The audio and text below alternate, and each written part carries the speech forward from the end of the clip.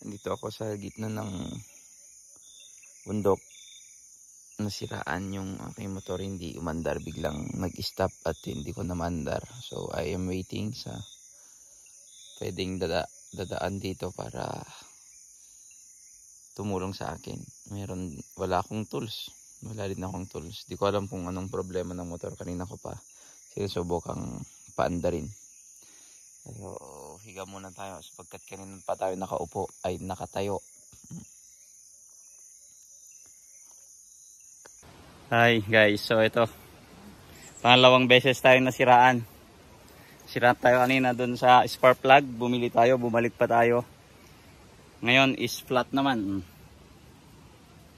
Grabe. So maghintay na naman tayo ng rescue natin. Buti kanina meron tayong rescue.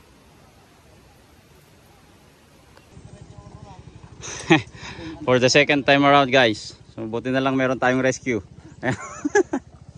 Sige. Yan si Pastor Jaylord at si Benny. At ang mga pasahero nila.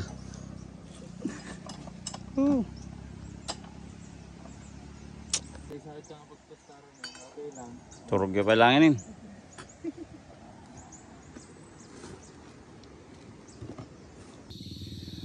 Hi guys, for the third time na tayo ay nasiraan dito sa biyahe natin going to Coastal.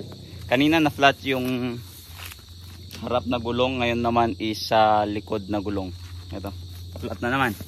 At binumbahan natin kaso ang bilis wala yung hangin, so kailangang palit at wala na tayong reserba, kaya hintayin natin yung rescue natin na huli sila Pastor Jaylord at Benny.